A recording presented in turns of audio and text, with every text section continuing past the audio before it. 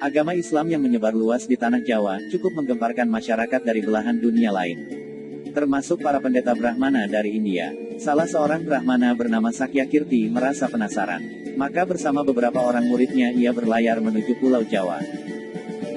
Tapi alangkah baiknya sebelum kita simak videonya sampai selesai, silahkan tekan tombol subscribe dan lonceng supaya selalu mendapatkan notifikasi video berikutnya dari kami. Di bawahnya pula kitab-kitab referensi yang telah dipelajari untuk dipergunakan berdebat dengan penyebar agama Islam di tanah Jawa. Aku Brahmana Sakyakirti akan menantang Sunan Bonang untuk berdebat dan adu kesaktian, ujar Brahmana itu sembari berdiri di atas geladak di buritan kapal layar. Jika dia kalah, maka akan kutebas batang lehernya. Jika dia yang menang, aku akan bertekuk lutut untuk mencium telapak kakinya. Akan kuserahkan jiwa ragaku kepadanya. Murid-muridnya, yang selalu berdiri dan mengikutinya dari belakang, menjadi saksi atas sumpah yang diucapkan di tengah samudera. Namun, ketika kapal layar yang ditumpanginya sampai di perairan Tuban, mendadak laut yang tadinya tenang tiba-tiba bergolak hebat. Angin dari segala penjuru seolah berkumpul jadi satu, menghantam air laut, sehingga menimbulkan badai setinggi bukit. Dengan kesaktiannya, Brahmana Sakyakirti mencoba menggempur badai yang hendak menerjang kapal layarnya.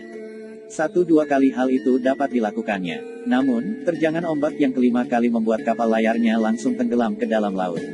Dengan susah payah, dia mencabut beberapa batang balok kayu untuk menyelamatkan diri dan menolong beberapa orang muridnya, agar jangan sampai tenggelam ke dasar samudera. Walaupun pada akhirnya ia dan para pengikutnya berhasil menyelamatkan diri, namun kitab-kitab referensi yang hendak dipergunakan untuk berdebat dengan Sunan Bonang telah tenggelam ke dasar laut. Padahal kitab-kitab itu didapatkannya dengan susah payah. Cara mempelajarinya pun tidak mudah. Ia harus belajar bahasa Arab terlebih dahulu, pura-pura masuk Islam dan menjadi murid ulama besar di negeri Gujarat. Kini, setelah sampai di perairan Laut Jawa, tiba-tiba kitab-kitab yang tebal itu hilang musnah di telan air laut. Tapi niatnya untuk mengadu ilmu dengan Sunan Bonang tak pernah surut. Ia dan murid-muridnya telah terdampar di tepi pantai yang tak pernah dikenalnya. Ia agak bingung harus kemana untuk mencari Sunan Bonang. Ia menoleh ke sana kemari, mencari seseorang untuk dimintai petunjuk jalan. Namun tak terlihat seorang pun di pantai itu.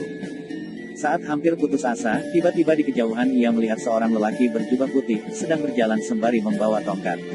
Ia dan murid-muridnya segera berlari menghampiri dan menghentikan lelaki itu. Lelaki berjubah putih itu menghentikan langkah dan menancapkan tongkatnya ke pasir. Kisanak, kami datang dari India, hendak mencari seorang ulama besar bernama Sunan Bonang. Dapatkah Kisanak memberitahu di mana kami bisa bertemu dengannya, kata sang Brahmana. Untuk apa Tuan mencari Sunan Bonang, tanya lelaki itu.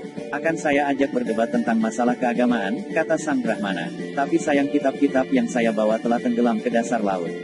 Meski demikian niat saya tak pernah padam. Masih ada beberapa hal yang dapat saya ingat sebagai bahan perdebatan. Tanpa banyak bicara, lelaki berjubah putih itu mencabut tongkatnya yang menancap di pasir. Mendadak tersemburlah air dari lubang bekas tongkat itu menancap, membawa keluar semua kitab yang dibawa sang Brahmana.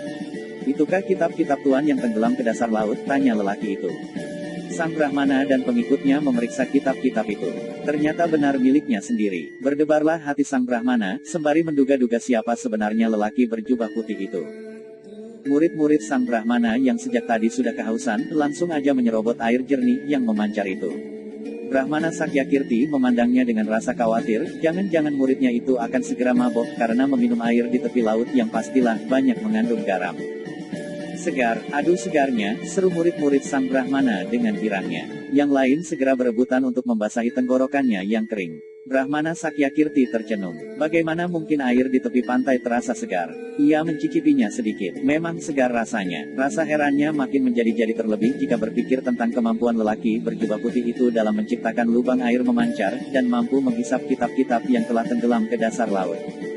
Pastilah orang berjubah putih itu bukan orang sembarangan. Ia sudah mengerahkan ilmunya untuk mendeteksi apakah semua itu hanya tipuan ilmu sihir. Ternyata bukan ilmu sihir, tapi kenyataan. 1000 Brahmana di India tak mampu melakukan hal ini, pikir sang Brahmana. Dengan rasa was-was, takut dan gentar ia menatap wajah orang berjubah putih itu. Apakah nama daerah tempat saya terdampar ini? Tanya sang Brahmana dengan hati kebat-kebit. Tuan berada di pantai Tuban, jawab lelaki itu.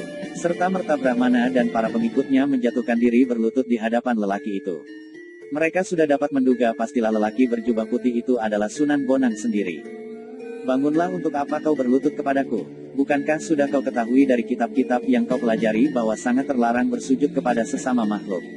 Sujud hanya pantas dipersembahkan kepada Allah yang Maha Agung, kata lelaki berjubah putih yang tak lain memang Sunan Bonang adanya. Ampunilah saya yang buta ini, tak melihat tingginya gunung di depan mata, ampunkan saya, rintih sang Brahmana. Bukankah kau ingin berdebat denganku juga mau mengadu kesaktian, tukas Sunan Bonang? Mana saya berani melawan Paduka, tentulah ombak badai yang menyerang kapal kami juga ciptaan Paduka, kesaktian Paduka tak terukur tingginya. Ilmu Paduka tak terukur dalamnya, kata Brahmana Sakyakirti. Kau salah, aku tidak mampu menciptakan ombak dan badai, ujar Sunan Bonang. Hanya Allah yang mampu menciptakan dan menggerakkan seluruh makhluk. Allah melindungi orang yang percaya dan mendekat kepadanya, dari segala macam bahaya dan niat jahat seseorang.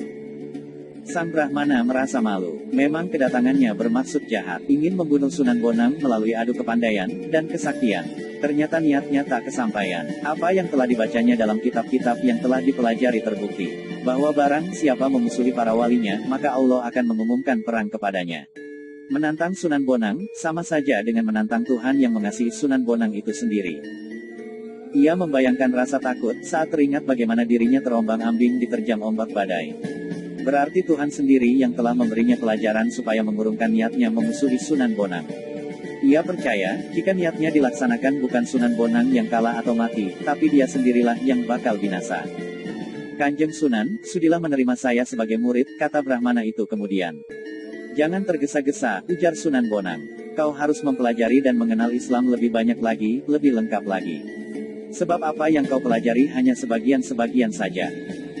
Jika kau sudah memahami Islam secara keseluruhan, maka kau boleh pilih, tetap memeluk agama lama atau menerima Islam sebagai agamamu terakhir. Sekali lagi sang Brahmana merasa malu. Ternyata Sunan Bonang bersifat arif dan bijaksana, tidak memaksakan kehendak walau sudah berada di atas angin. Seandainya Sunan Bonang memperbolehkannya untuk berlutut, dia akan bersujud dan menyembah sepasang kakinya. Bawa semua kitab-kitabmu, mari isinya kita bahas bersama-sama, kata Sunan Bonang sembari melanjutkan langkahnya. Brahmana Sakyakirti dan murid-muridnya segera mengumpulkan kitab-kitab yang tercecer lalu mengikuti langkah Sunan Bonang. Pada akhirnya ia dan murid-muridnya rela masuk Islam atas kesadarannya sendiri, dan menjadi pengikutnya yang setia.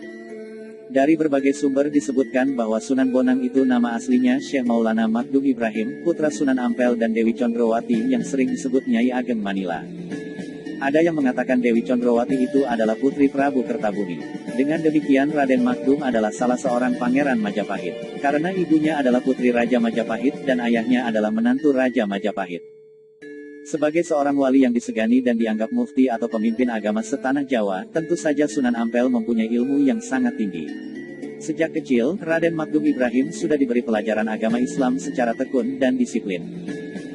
Sudah bukan rahasia lagi, bahwa latihan atau riada para wali itu lebih berat daripada orang awam. Raden Magdum Ibrahim adalah calon wali yang besar, maka Sunan Ampel sejak dini juga mempersiapkan sebaik mungkin.